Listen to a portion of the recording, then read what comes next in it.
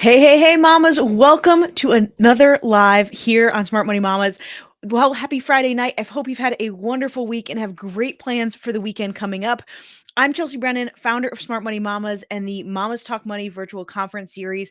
And tonight, we're going to talk about allowance and why we do allowance and what are the concepts that actually make allowance work. So, hi, Pauline. Hi, Latricia. Hi, Angie. Hi, Mary. And remember, these are always interactive lives. So if you have questions, if you have comments, drop them in the chat. I want to see. And I want to start by how old are your kids? How old are the people that you're trying to teach about money? And maybe that's your kids, maybe that's your grandkids or your nieces and nephews. How old are the kids that you're trying to teach about money? My own boys are 6 and 4, which is crazy. They just had birthdays in February and January. And it's one of the most important things as parents, I think, that we want them to be independent and confident adults, right? That's our whole goal. We're not, it's that whole phrase, we're not raising kids, we're raising adults. We want people who go out into the world and thrive. And often it's part of our jobs, right? When we talk about legacy this way, mirrors are hard. And when we talk about legacy, we want them to have more skills and resources than we had.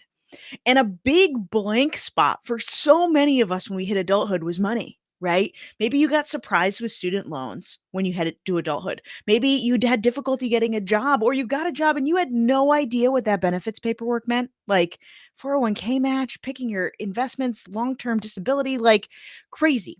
And so we want our kids to have skills that we didn't have. And this goes into making them confident adults. And it also goes into what is the financial legacy that we're building? Are we raising kids that will be financially better off than we are and will have kids that they can make financially better off than them? Are we giving them the skills and resources to do that? So I'm going to take a pause here and just say we've got Heather said her daughter is 3, Lauren's daughter is 3, Latricia's girls are 8, 9, and 11. Angie Taylor has 3, 6, and 8, and her bonus kids are 17 and 18. Sarah Beth Kane says her kids are 5 and 8. These are all great ages. And so whether you're starting with a 17, 18-year-old or you're starting with a 3-year-old, it's not too late. And so tonight we're not going to talk about specifically what to do, right? How much money to give them and where to save it. Because frankly, like everything we talk about, personal finance is personal. There's no one right way to do this. You can have your kids have allowance jars. Some people have 3 jars. Some people have 4 jars. Some people use digital allowance. These are actually my son Henry's, my 6-year-old's old jars from when we used physical cash money, and now he just graduated to digital money for his 6th birthday. So there are different ways to do that, but what I want to talk tonight is the concepts. What are the parts of allowance that no matter what system you pick, your kid has to have these 5 components to really make sure that they learn the lessons you want to learn? And I'm going to have to just excuse me for a second because I have to cough. Apologies. Oh my gosh. Thank goodness for mute buttons. Okay. So what are the parts that make allowance a powerful tool? So the reason we use allowance so often, and allowance isn't the only way to teach their kids about money, but one of the reasons that it's so effective is because it gives our kids an opportunity to practice when they're young and the stakes are low. When we don't have to worry about them making a $5,000 mistake or maxing out a credit card or buying a house before they're ready. We don't have to talk about big mistakes. We talk about the $5 mistakes, the $10 mistakes. And so once they become adults, once they are independent, they've had years of practice, right? And so that's why we use allowance as a tool. So, what are the 5 principles that make it work? The first one, and we talked about everybody's ages, and I still see people's ages coming in. We've got 17 years old, 2 years old, 5 years old, 32 years old. We're kind of all over the board here, right? But no matter what age is, the first principle is to start as early as possible.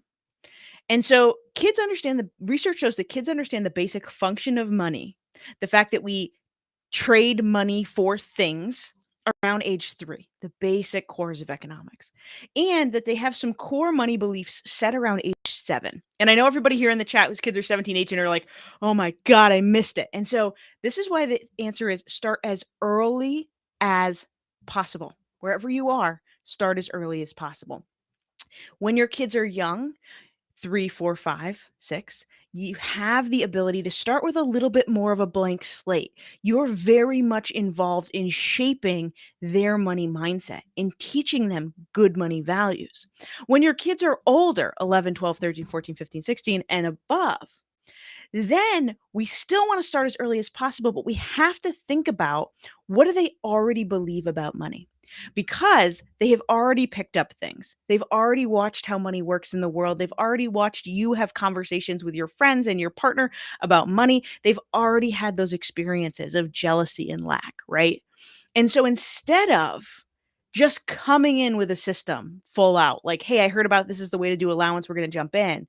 We need to talk to our kids and really sit down and say, I've been thinking about starting allowance with you because I really want to teach you about money. I've realized that when I was an adult, a new adult, I didn't know what I needed to know, and I want to have you learn that. So, how do you think the best allowance system would work? And of course, they're not going to dictate the whole thing, but instead of, kind of prescribing the way we do with little kids because they don't have as much agency and autonomy, with older kids, we really want to come alongside them and say, discover what do you believe about money already? What are the things that we're working on? What are your limiting beliefs? And structure how you do allowance, how you do money lessons with those kids with where they are at any age. When we're teaching people about money, we meet them where we are. It's what we do in the Motivated Mama Society. It's what we do at our Mamas Talk Money events because we all have our own unique perspective about money, and your kids do too. Okay. So that's the first thing, is to start as early as possible. The second thing that we want to be really, really conscious of is that we're consistent. So, allowance used to be back in the day, right? Like, if you got allowance when you were a kid, it was like, here's $5 a week and like, I'll see you later, right? There wasn't a lot of structure around it. And now that we've done more research about how kids learn about money, and there's way more, technology and options and just range, there's some really cool things you can do with allowance, right? We talk about teaching your kids different money skills like spending, saving, giving, and sometimes even investing. We talk about, can you incentivize saving with parent paid interest? Can you get your kids investing at a low level so they see how it works? And it can be really tempting to create this beautiful system, to look at all the things that you're still struggling with or that you struggled with as an adult, and make this amazing sounding system, right? That will teach all the things. And it's good for like 2 weeks, and then it's too much, right? And you get overwhelmed, and you sort of do it for a while, and you come back, do it for a while, and then you come back. Okay. And so with that, what we were teaching our kids is that money is uncertain, that people will tell us to expect something with money and it will not be what happens. And so there's a lot of distrust and a lot of issues with power dynamic when inconsistency happens. Now, inconsistency is, there are going to be times when life just happens. And in those moments, our form of consistency has to be communicating with our kids. Hey, I don't have cash this week. Let's write it on the family whiteboard so that we catch you up as soon as I get cash. Okay. Or you remind me on Monday when we're driving to school to stop at the ATM and catch you up. Okay. So create a system, start with the simplest system you can that you can be consistent with. And there's a lot of different tools to do this. So Sarah Beth says she's not good at consistency with allowance. You're not alone. It's a reason. It's a top thing we talk about, right? It's the second thing we're talking about. And so if you're using cash allowance, my biggest tip is go to the bank and get a ton of ones out. So we went and got $150 in ones, and we have it in this big envelope that sits in our kitchen. And so we would use the same ones over and over. So we'd have the boys, when they got to $10 or $20 in their savings or spending jars, we'd trade them for bigger bills and put the ones back in the drawer. And so for several years we were using the same ones. And so make sure that instead of trying to make sure you have 6, 10 ones every week, just make sure that you have a big swatch. Also, if your kids are older, if your kids are 6 or 7 years old and up, consider using digital allowance, something like Greenlight. We only started Greenlight with Henry last month, but we absolutely love how customizable it is, how easy it is to use, the fact that it can automatically deposit his allowance every week, and that it gives me a little notification and it gives him a little notification on his iPad. I really love that form of consistency. Now, in an ideal world, your kid's going to have a few years of cash allowance, especially if they're itty bitties, if they're 3, 4, 5. They're going to have a couple years of cash allowance because kids are tactile learners, and it's very hard to conceptualize digital money when they haven't practiced yet.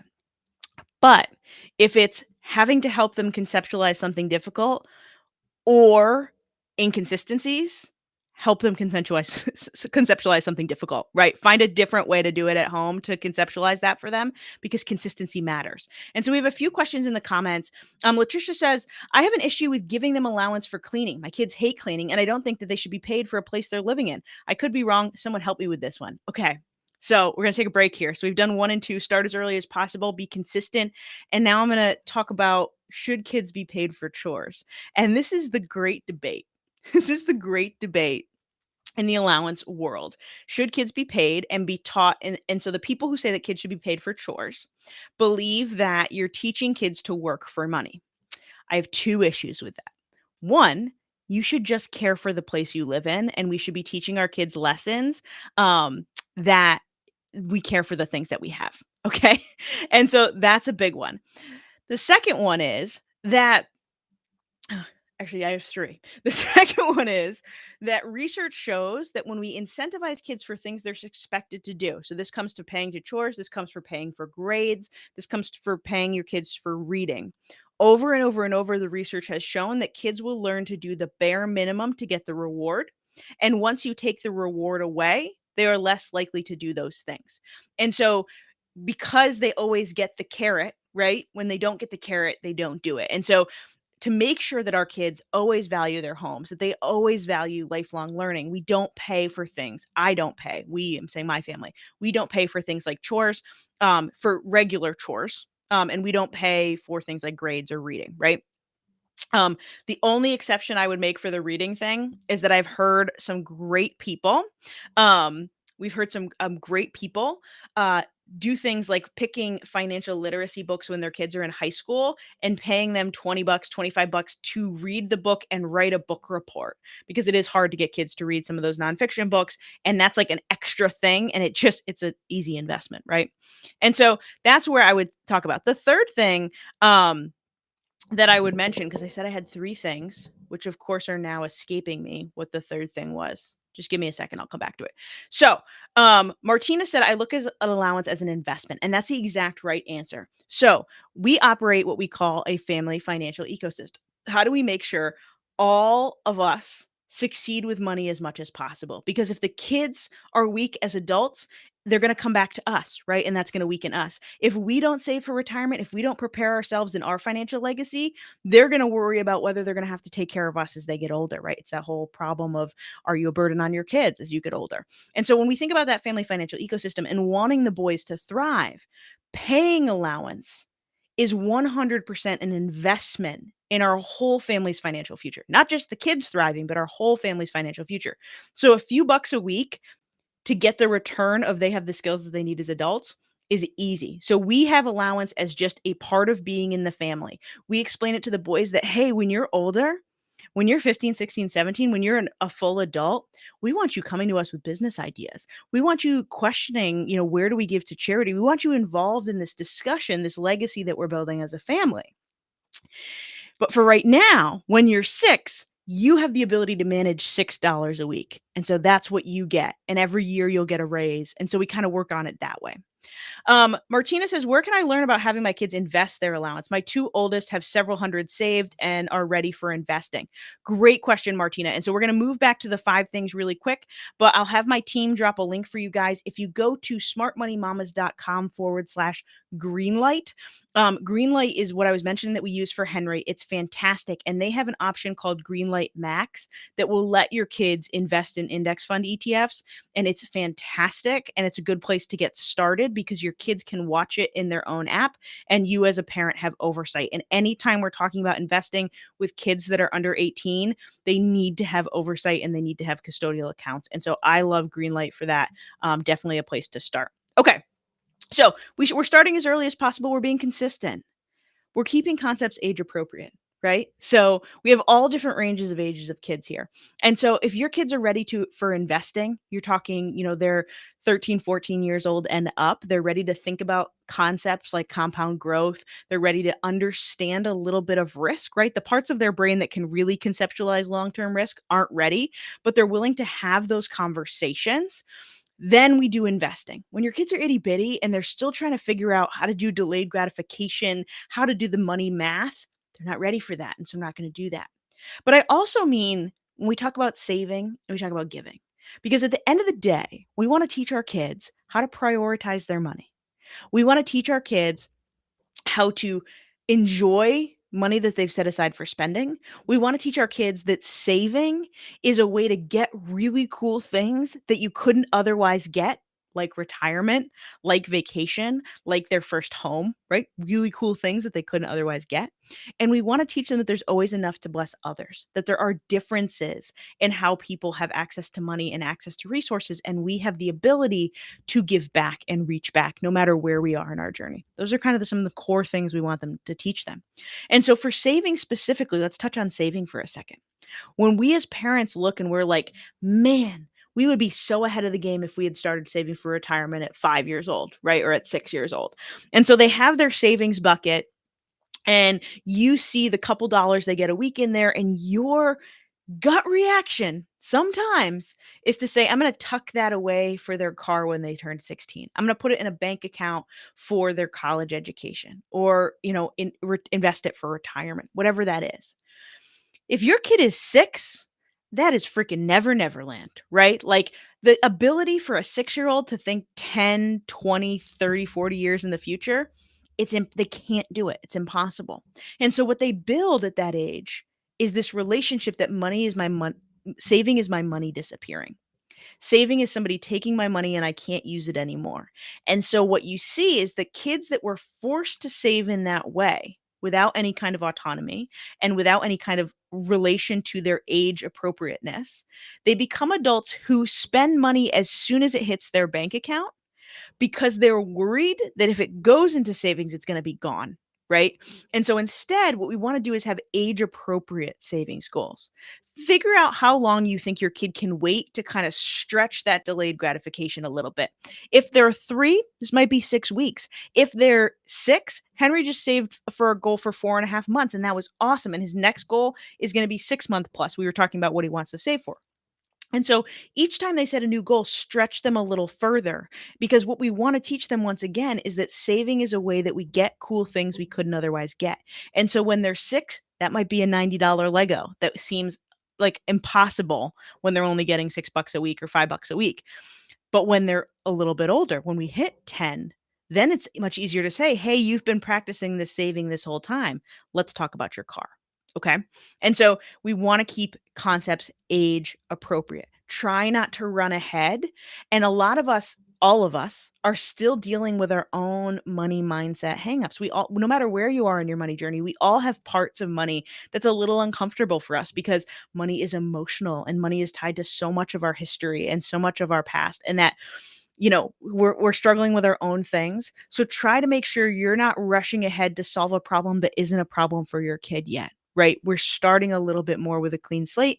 And so catch yourself. And this is where we're going to talk about this a lot. We're going to talk about the legacy you leave and why we're doing a whole weekend on financial legacy and family money values soon. But one of those reasons is that we have to be aware of our own money mindset. We have to be aware of our own financial limitations before we can really teach our kids, before we can really thrive as a family unit.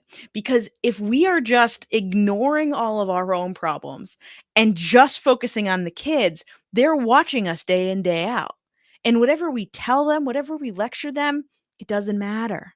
It doesn't matter because they're watching far more often you do things that are counter to that, right? And so we want to keep concepts age appropriate. The fourth part is autonomy. And this comes back to savings goals, this comes back to giving goals, and it absolutely 100% hits spending. The only way your kids will learn with allowance is if they are given autonomy. And what I mean by that is if every time they go to make a purchase that you think they are gonna regret, right? That they think, that you think is a waste of money, and you step in and tell them no. A, they think that they don't actually have control over their money, and they don't because you're telling them no, and they can't spend their money how they want. And they believe that you don't trust them with that money. And you become the person who decides whether or not their choices are right. And you also rob them of the ability to have the experience of the pain when things do go wrong that they need to avoid bigger issues as they get older, right? And so let them make the $10 mistake. Let them make the $5 mistake. If you go to the fair and they drop their $5 and they're really upset because they can't buy an extra, play an extra game or something, then let them feel it. Sit with them. And this is so hard as a parent for so many reasons, right? Because we go to the fair to have this super fun experience and now your kid is crying and you really just want to give them another $5. But if you sit down with them, if you let them feel the feelings and say, "Hey bud, like you already have your pass to the fair. We already have your ride tickets. Like yeah, you can't get a frozen banana, but like we're going to go do all these things anyway. Let's go enjoy it while we can." If you meet them where they are, then they make that $5 mistake and they don't make that $50,000 mistake. And with saving, and giving, it's the same thing. So they should be picking their own savings goals, things that excite them, and they should be choosing where their giving money goes. So connect any charitable giving to things that really super matter to them and that they can understand and conceptualize. Um, so that they feel like they were the one providing support for somebody else and not once again that power dynamic where mom and dad are taking the money, mom and mom, whoever your family structure is, and giving it to somebody else, right? And so we want to make sure they have that autonomy. The fifth thing that I want to touch on tonight is that you have rules and limits around money. So, one place that we see this is the last thing we're going to talk about. And then we're going to talk about, I'm going to answer some questions and we're going to talk about why Mama's Talk Money, the legacy you leave is going to help you teach your kids these lessons. But the last thing is that some people give their kids allowance and then they don't actually change how they interact with their kids with money at all. And so allowance is just this like extra over the top free money. And so what I mean is your kids have no responsibilities for their spending money. You still buy them things in the checkout line at the grocery store. You still buy them new toys when they ask. You still do all the things, right? And so for them, they don't actually learn how to have any limitations with money or feel that pain because they know that if they run out of money and they ask for you for something in Target, like no problem, they're going to get it anyway. And so what I recommend is that you set some rules as a family. Hey, you're going to get gifts at birthdays and holidays. And when we're on vacation, mom and dad will pay for everything or mom and dad will pay for this much stuff. And then everything else is your responsibility. And you want to make sure that whatever their responsibility is related to how much allowance they actually get. And that you should always make sure they can afford some of what they want, but not all of what they want. You don't want their allowance to be so low that they can't actually ever get any of the things that matter to them. And you don't want their allowance to be so high that like they don't have any limitations, right? And so you want to find that sweet spot and you want to keep it age appropriate. And so once again, as your kids get older, you're going to step into more and more responsibility. Henry and George are 3 and 6. If we go to the aquarium or we go to the zoo and they want any extra things, they want to get ice cream, they want to go in the gift shop, that's their spending money. If we are in the grocery store and they want something in the checkout aisle, a little toy or a candy bar or whatever, that's their spending money. And if they're in Target, toys, also they're spending money, but often because of how expensive their toys are, that's where their savings jar comes in. And so we do have a question about what's the difference between saving and spending jars, and we'll touch on that in just a moment. And so that's their responsibilities at age 3 to 6. As they get a little older, they will have more responsibilities. When we talk about kind of ages 9 and 10, talking to your kids about how much you're willing to budget for them every year for their activities and show them the costs of their activities. This is how much karate is. This is how much hockey is. This is how much piano lessons are. What do you want to do within the budget that you have?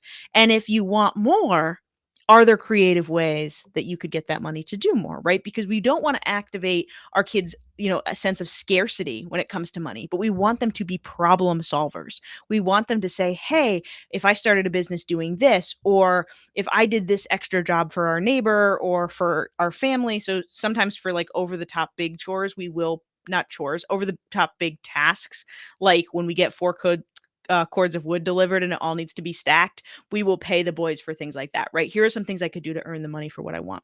As they get a little older, maybe you give them their allowance only once a quarter, and so that they have to budget it through a whole quarter and they have to practice a little bit more responsibility. So it has to grow with them. But the last thing I want to tie back to before we move to questions, and somebody said, will there be a replay of this? There absolutely will. The last thing I want to touch on, and we already talked about it earlier, but it's the importance of you doing your own financial work. And that's a hard thing, right? Because I get so many moms who come to me and they're like, just tell me the book. Just tell me the allowance system. Just tell me what I got to do to make my kid understand this. And it might be that you still have some money fears. It might be that you feel like you're not really qualified to be teaching them about this yet, that you're still figuring it out. But it is much more healthy, much more positive to show your kids that you are in a growth mindset, that you are learning this too, that you are working together to learn this, and that you're watching your language, you're watching your mindset. You are not using certain phrases around your kids that maybe you got into the practice of saying, oh, we can't afford that, or, freaking out every time you do the budget, right? Like arguing with your spouse, whatever it is, heavy groans to yourself at the kitchen table, that you're going to stop doing, because those are the memories your kids are making about how money looks for adults. And so when we hear parents say like things like kids shouldn't have to worry about money, that's a grown-up thing. What we're teaching kids is that they're not capable, and that money is a stressful, anxiety producing thing that they should avoid as long as possible, right? And that's not what money is. Money is a tool to help them build lives they love.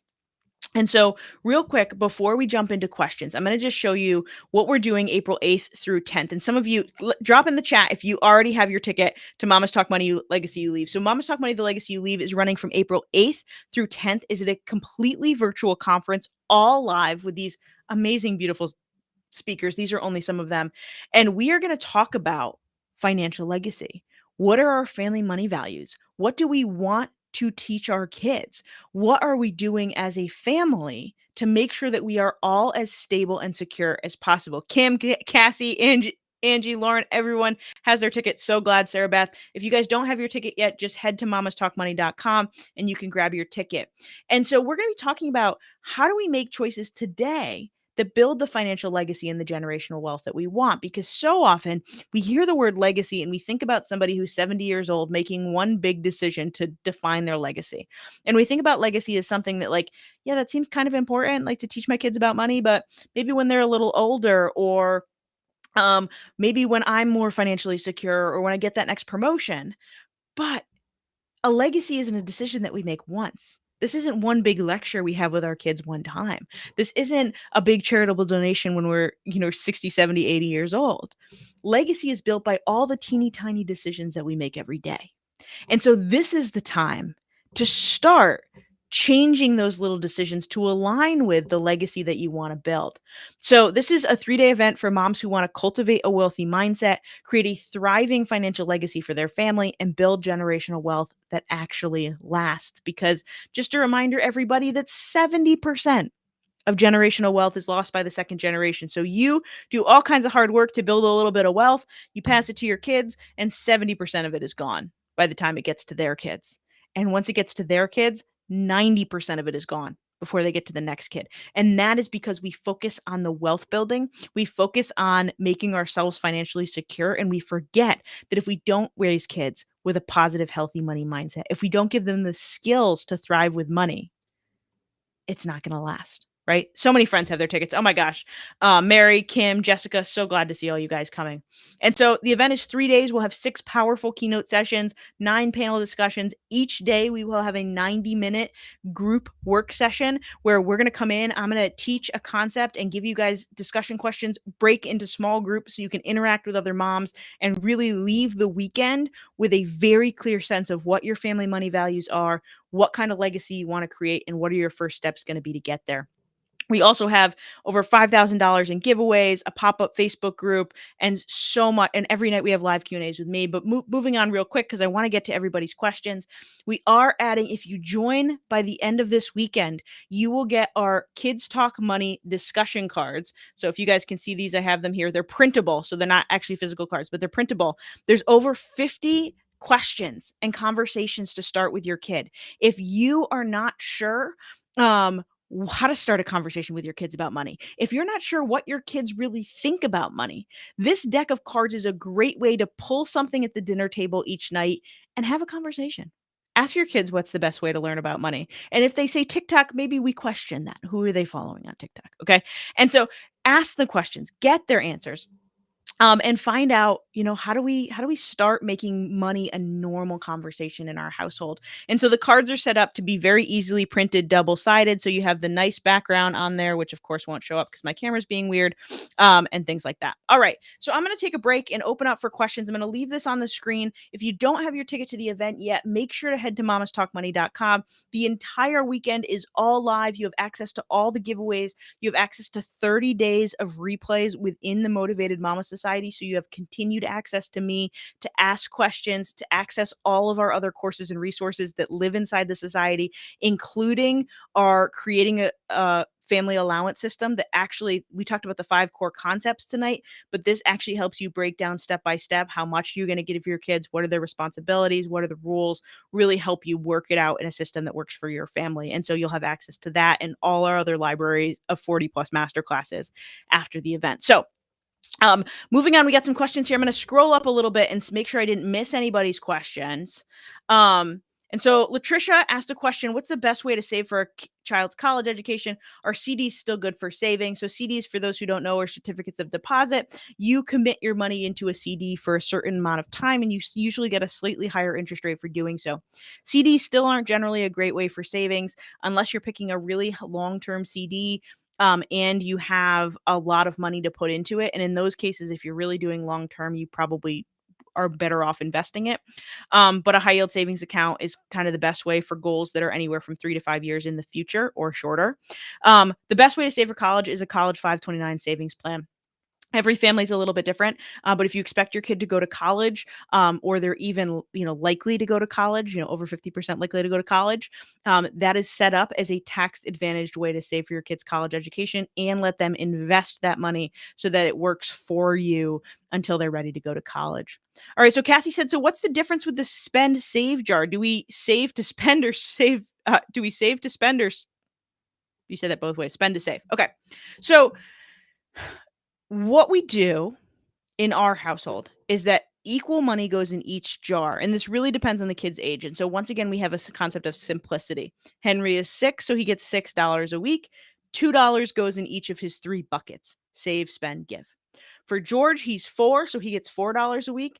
I do not want to try to split $1 into 3 buckets. It sounds awful. I don't want to. And so what we do is we put $1 in each bucket, and then he chooses where his fourth dollar goes. We give him a little bit of autonomy on that. A spend jar is really for little trinkety things. It's for that pack of Pokemon cards at the grocery store checkout. It's for ice cream at the aquarium and little things like that, little tiny joys. Savings are things that they really have to build up for. So we're talking about a Lego that takes him 4 or 5 months to save up for, right? He's got to put that money away. He's got to think about extra ways to earn money to really reach his goal in a reasonable amount of time. And so, those are the differences. As he gets older, the difference between spend and save will become more significant. But for what happens right now is he actually will sometimes have multiple savings goals, in which case some of his spending money might get moved into savings. So what I mean by that is we're currently coming up, in a few months on summer. And so he has his normal savings goal that his savings money is going into, and he has a picture of what he's saving for, and we track how he's doing. But he also knows he likes to have more pocket money in the summer because we travel a lot in the summer and we go to the beach, and he loves going in little beach stores and getting ice cream. And most of the time when we're on vacation, we'll pay for things like ice cream, but he likes to go into the little, shops and buy shells and whatever. And so he wants extra spending money for that. And so we set a separate savings goal to build up for his spending money for the summer. So it is a little bit gray area. But generally you want to make sure that they always have money or some money to make choices about kind of those small expenses, because we don't want them to think that they only have to delay gratification, and that they can't enjoy their money unless they've, super saved it. We want them to enjoy money as a tool that it's used for, and then they have their savings goal to really practice that delayed gratification.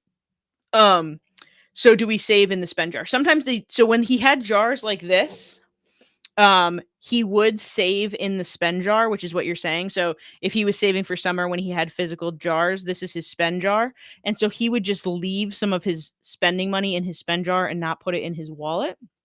Um, and that was kind of how we separated it. But now that he's using Greenlight, we want to make sure he has separate buckets in his spending money. And so we've just created a second savings goal. All right. Somebody says, I've been using Greenlight with my 10-year-old son for 5 months, and it has been really easy to maintain, and he is making his decisions with his money. That's fantastic. I love that most that it automatically takes a percentage of savings and a percentage to charity. Yes, letting that set up automatically is great. All right, so I'm scrolling down to look for any more questions. Yes, and sorry that for if you use a 529 to save for college, it's used for any qualified higher education expenses. So it can be used for trade school, it can be used for cosmetology school, it can be used for housing while your kid is in higher education, it can be used for a laptop. There's a lot more flexibility in a 529 than you would think. So Celeste says, my 5-year-old got birthday money, and the first thing he wanted to do was pay for the house cleaner. One of the few times he sees us use cash to pay for something. It was very sweet, but we basically let him trade his $18 bills for a 20, since he's still figuring out 120 is more than 18 ones. How would you have handled that differently? It was his very first time having his own money. Okay. So the first thing we would do is have a conversation with him about what money is for. And so you can sit down and say, wow, like, why do you want to use it for the house cleaner? And if the answer is that's the only time he sees you use cash and he just wants to help, that's adorable. But talk him through all the other ways we use money. We can use money to buy toys. We can use money to buy food. We can use money to support others. We can use money to save for things we might want. And so, like, if you guys go to the farmer's market as a family in the spring and summer, talk about how you can use it there. Explain to him the different ways money can be used, and then ask him if he wants to reconsider what he wants to use his money for, right? Give him some options. Um, Also make sure that you start practicing different bills and really working on what a 20 means versus a 5 versus a 10 versus ones, because you're right that it is very difficult for kids to conceptualize the fact that 120 is worth more than 18 ones. It just doesn't make sense. It's the same with, like, dimes and quarters. It's all very confusing to them, and especially with US dollar bills that are all the same size. It's very confusing. And so having a practice to do that. And so we have a financial literacy pack that has a lot of different games to practice those values. And you can check that out at smartmoneymamas.com/shop. But you want to start practicing the value of money as well, because it's going to make it much easier for him to conceptualize when he goes to spend. So when you haven't practiced that and your kid goes and he spends $20 and he goes and uses his $20 and spends like $12. So he gets a 5 and 3 ones back. If you're saying that he's still struggling with the concept of number of bills, he might think, I bought something and they gave me more money than I came in with. And we want to make sure that we're educating properly on that. Okay. Heather says, what do you do with a grandparent who constantly wants to buy things for your kid? Can they give cash to put into jars instead?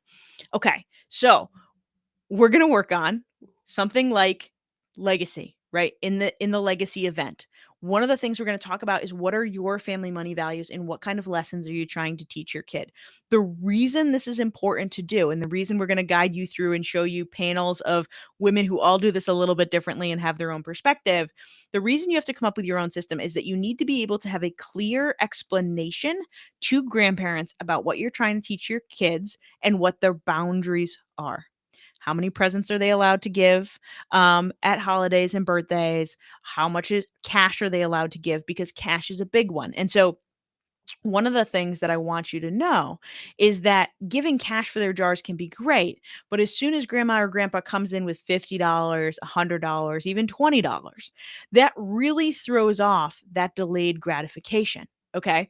And so, if they're saving for something that's $25, you've ruined the whole goal, right? And so we have conversations with our kids' grandparents about my parents and my husband's parents about this is how much they can get in a birthday card. If you want to contribute to their 529 or a future goal, feel free to write a check and give it to us, but only give them money that they can manage. The other rule we have is if they have set a savings goal, they have to be allowed to reach that goal. Okay? Um they have to be allowed to reach that goal. So grandparents can't step in and buy the thing that they're saving for, okay? And so that's where I would start. But you really just want to have an open conversation with the grandparents about how you're trying to teach your kids, what values you're trying to teach them. Are you trying to teach them um, minimalism or avoid consumerism or teach them how to save for goals? And they can't do that if they always get everything that they want. It's you have to be able to have that conversation, and it means having a clear plan between you and your spouse if you have one. I hope that helps. All right, Crystal says, I have a 5-year-old little girl, but I have no idea where to start. Okay. So Crystal, there's a lot of places there's other places where we've kind of discussed this in more depth. If you have TikTok, we've just done a ton of videos recently on how to start. We have a full masterclass within the Motivated Mama Society, which you get a month access to with your pass to the legacy event. But the basics of where to start is first understanding that concept of money, making sure your kid knows how money works in the world. This could be kind of narrating what you do when you're paying bills or when you're in the grocery store or when you go through the drive-through, really explaining how you're paying for things and starting to show them um, what money looks like. And so once again, like I was mentioning earlier, what is a $20 bill, which is $10 bill, and so forth, right? And then you want to start really simply. And so decide how much allowance you can stick to consistently. And this is going to be based on your own family budget, and start with a system. We recommend the save, spend, give jars. So these are the moon jar jars, but you could do it with mason jars. You could do it with Tupperwares. You could do it with whatever way you want to do it. And set an amount that each week she gets, and some goes into each jar. And then the biggest thing is to make sure that you explain what her spending money is for. Like I said before, make sure she has some responsibilities. Like, hey, if you want something in the checkout aisle, it's got to come out of your money. Make her set a savings goal. And so one of the things that we did with the boys when we first started allowance with them is we just took them to Target and we walked around and we let them take pictures of things that they wanted in Target. And then when we got home, we looked at the pictures and we said, what do you want the most? And then they saved for that thing, right? So we printed a picture, we printed a little savings chart, and each time they put $1 in their jar, they colored it in and we move forward. And then the same goes with their giving jar. Set a goal, something that they want to do with it, and so forth. And so for our boys, we've done a number of things, but their most favorite thing to do is to adopt animals with World Wildlife Foundation. And so we pick an endangered species, we learn a little bit about that endangered species, and they raise them, they save the money to do an adoption, which means they get an adoption certificate, and they get a little stuffy, and it really feels like they're more connected to it. We watch videos about that animal. And so find what really matters to your kid, and jump in there. Kathleen says, please add captions. We are currently live, so we can't add captions at the moment, but captions will be added after this video. Jessica says, this is a really good point. Grandma is nuts. Need to figure out what our money values are around this concept. Yes, absolutely. And that is what we're working on at Mama's Talk Money, the legacy you leave. It's really figuring out what are your family money values? What lessons are you passing on? And how do you make sure that your whole family is involved in that system? And maybe grandma and grandpa aren't open to that conversation. Maybe it's a little bit difficult. But in general, if you and your partner, if you have one, are firm on what you believe, and it's easy for you to communicate that to your kids, then everything else gets easier. Even if those boundaries don't want to be respected by other people in your life, you can explain to your kids why you keep those boundaries and why you have those values, right? And frankly, if you stick to it for a little while, everybody everybody gets involved. So when is the class? So Mama's Talk Money, the Legacy You Leave runs April 8th through the 10th. We start at noon on April 8th, and we run from noon to 8:30 or 9 p.m. Both the 8th and the 9th Eastern time. And then on the 10th, we run from 11 a.m. Eastern time to 8 p.m. Eastern time. So we'll be wrapping up almost exactly at 8 o'clock on Sunday. And so those are the timings of the event. There are replays available for everything. The replays will have captions. The replays will be fully everything in our Motivated Mama Society has captions. And so as we add the replays to that vault that you will have access to for 30 days, everything will add captions. And we'll also have the workbooks available from the 3 90-minute live workshops available as well afterwards if you're catching up after the fact. All right, everybody. I super hope to see you at the event on April 8th through 10th. Come follow us on TikTok and on social media as well. We always talk about concepts like family money values and generational wealth. We talk about allowance quite a bit because it's such a hot topic, and it's something that so many people have questions about. But remember that if you get your ticket this weekend, um, you get the 50 plus Kids Talk Money cards, all of the discussion questions for your kids. And so the link is mamastalkmoney.com to get your ticket to the event. And I hope to see you there. Have a great night, everybody.